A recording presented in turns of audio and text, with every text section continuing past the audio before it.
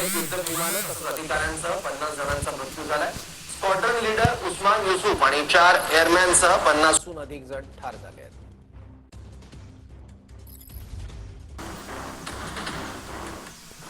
पाकचा अणुबॉम्बचा अड्डा किराणा हिल्स मधून रेडिएशन होत असल्याची चर्चा आहे. अमेरिकेने पाकमधील रेडिएशनच्या चर्चांवर बोलणं टाळलंय. यावर बोलायचं नाही असं उत्तर अमेरिकन प्रवक्त्यानं दिलंय. पाकच्या किराणा हिल्सवर हल्ल्याचा व्हिडिओ देखील व्हायरल झाला होता.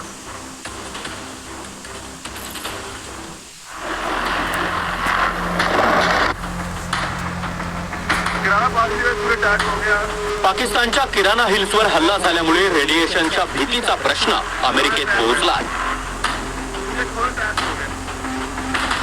किराणा हिल्सवर हल्ल्यामुळे रेडिएशनच्या भीतीचा प्रश्न व्हाईट हाऊसमध्ये विचारला गेला.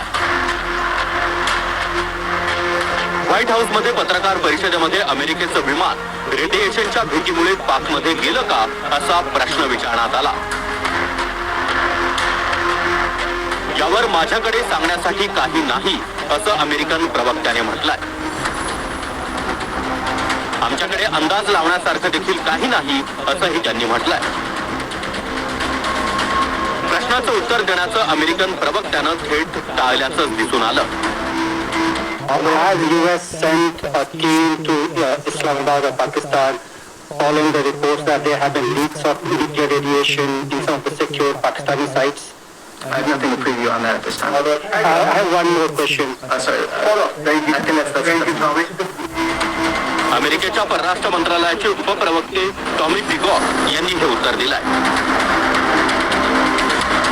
प्रश्न सरळ होता की अमेरिकेनं पाकिस्तानमध्ये रेडिएशन लीकसाठी टीम पाठवली आहे का. मात्र यावर अमेरिका उत्तर टाळत असल्याचं स्पष्ट दिसून आलंय. Has U.S. sent a team to Islamabad or Pakistan following the reports that there have been leaks of nuclear radiation in some of the secure Pakistani sites? I have nothing to preview on that at this time. I have one more question. Sorry. I think that's पाकिस्तानच्या किराणा हिल्सवर भारतानं हल्ला केल्याच्या बातम्या social मीडियात viral होत आहेत. भारताचा हा हल्ला एवढा अचूक होता की तिथल्या एअर डिफेन्स सिस्टीमला कळला देखील नाही असं म्हटलं जात आहे. किराणा हिल्समध्ये पाकिस्तानचं न्यूक्लिअर कमांड सेंटर असल्याच्या देखील बातम्या व्हायरल आहेत. किराणा हिल्सवर अटॅक केल्यामुळं अणुधमक्यांमुळे पाकिस्तानात भूकंप येत असल्याचं देखील व्हायरल होत आहे. किराणा हिल्सवर भारतानं अटॅक केला आहे का असा पत्रकाराचा प्रश्न होता. किराणा हिल्सवर न्यूक्लिअर कमांड सेंटर असल्याचं पत्रकारानं म्हटलं. पत्रकारांनी विचारलेला प्रश्न आणि त्यावर एअर मार्शल A.K. भारतींनी दिलेलं उत्तर आपण पाहूया.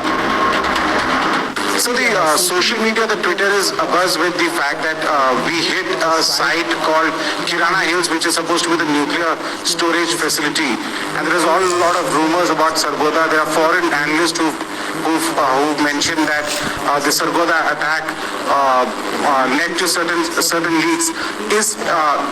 Is there a confirmation if they actually hit Kirana Hills, or we were careful of not to do any such thing? Thank you. Thank you for telling us that Kirana Hill houses some nuclear installation. We did not know about it. Okay. And I will not hit Kirana Hills, whatever is there. Okay. I did not brief in my briefing yesterday. Thank you. पाकिस्तानात देखील आपल्या पत्रकारानं विचारलेला प्रश्न copy करून विचारण्यात आला. पत्रकाराच्या प्रश्नावर पाकिस्ताननं काय उत्तर दिलंय पहा. हमारी न्यूक्लियर फैसिलिटी को किराना के करीब जो है उन्होंने हिट किया है. तो हमें तो मालूम है कि ये फॉल्स है, मगर इंटरनेशनल कंजम्पशन के लिए मैं चाहूंगा कि आप अपना इसके ऊपर पॉइंट ऑफ व्यू दे दें. जी फॉल्स है. हल्ल्यामुळे किराणा हिल्स जवळची गावं खाली केली जात असल्याच्या बातम्या देखील व्हायरल होत आहे.